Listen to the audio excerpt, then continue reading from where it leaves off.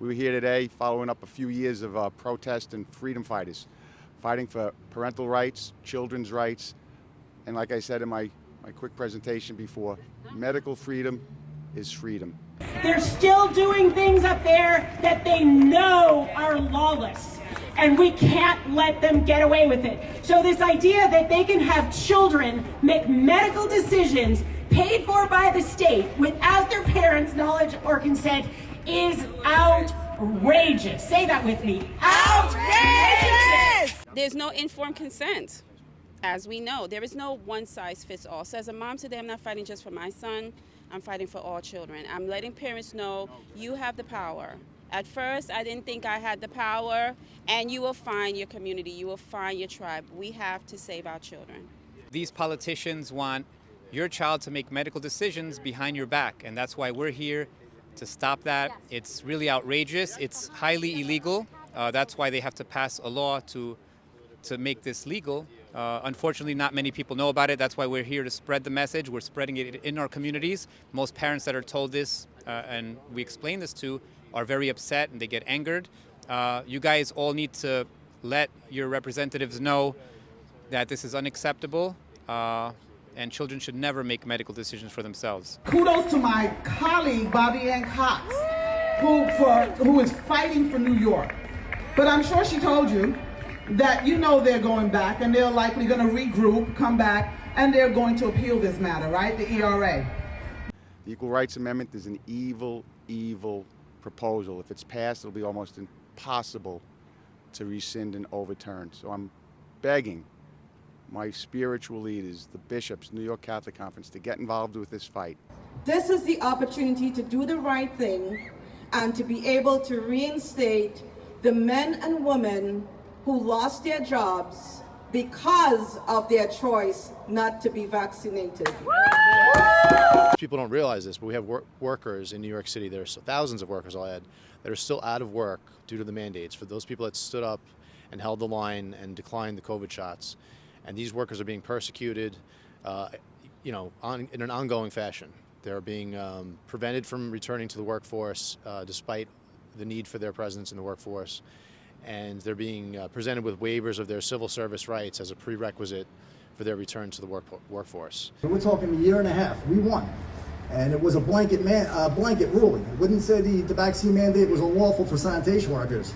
Unlawful is unlawful. That means thousands of other people who are still hurting, still have so much stolen from them over absolutely nothing. Al-Maida has been out of work for nearly 2.5 years due to this mandate. Still is ready and willing to get back on a fire truck in New York City and deserves more so than the rest of us to be on that fire truck. And we're standing here with him today. Maybe this is about spite. I mean, are we being punished because we were right? I don't know. I mean, we saw through the propaganda, we saw through the bribes, we saw through the phony morality. But at the end of the day, no one who didn't take the vaccine regrets not taking it. Sal Maida, I just want to touch on one other thing. That if I was told 5 years ago that I'd be doing this, that I'd be standing here in front of you guys, standing with other people, shoulder to shoulder, standing for what is most important to us, our freedom, I would have told you that you guys were crazy. But you know something? I would not take any of this back. I wouldn't trade it for anything, including my career. It's been a pleasure and an honor to stand with all of you. I will do it all over again, and let's hope that God blesses us and that He keeps us. Thank you so much. Just if you're watching this, you probably care about these issues, and I really encourage you to do what you can. What you do really, really matters. Sometimes all it takes is one conversation with one legislator, with one person to switch their mind, and sometimes that can change the outcome of a vote on an entire bill that could have impacts on tens of millions of people.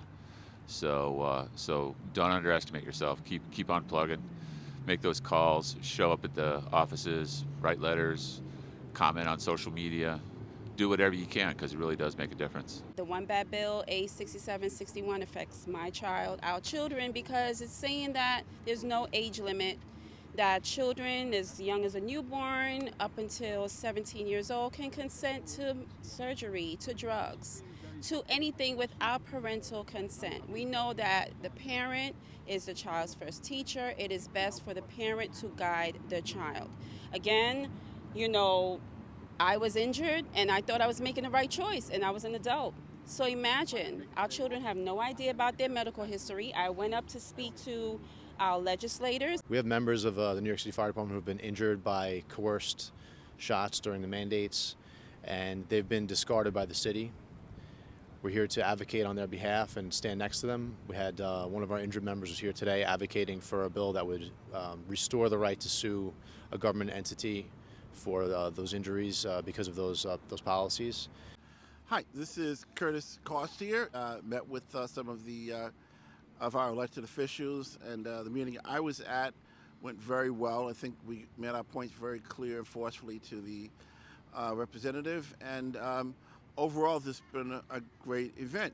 It's our body, our choice, our children, our choice. We cannot back up and we cannot give up. We have to continue to push because the children are worth it. I want you to know that pushing back matters, and that's why we're here today. We got wins on the mask mandates. We got wins on the vaccine mandate. We got the testing mandate. New York City stopped.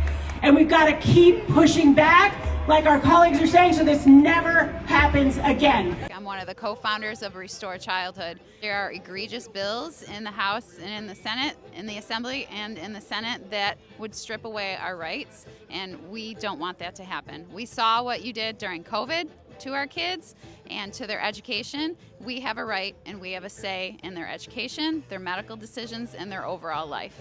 You can check us out at Restore Childhood on Substack as well. Thank you. Hi, my name is Alan. I've been an activist since late 2021. In the beginning, it was the movement was about a battle for information and trying to get people to understand the sources they should trust, the sources they shouldn't trust, and now it's moved more to a battle in the courts and the legislatures. There are a lot of bills up for a vote, and we need to let our legislators know how we want them to vote. We need to keep pushing back because they're going to keep pushing us, and we need to push back, and we can win this. We can win this! You could go to the website of one of the organizations I work with, which is the Autism Action Network. So that's www.autismactionnetwork, all one word, .org. And if you are one of those people who was fired by New York City, there's a Substack, a good Substack called Teachers for Choice. Check that out. And they stay on top of those issues very, very well.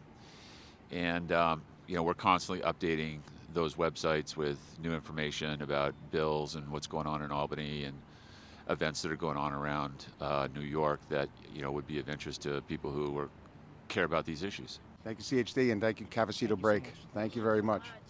Where the flag still stands for freedom, and they can't Take that away.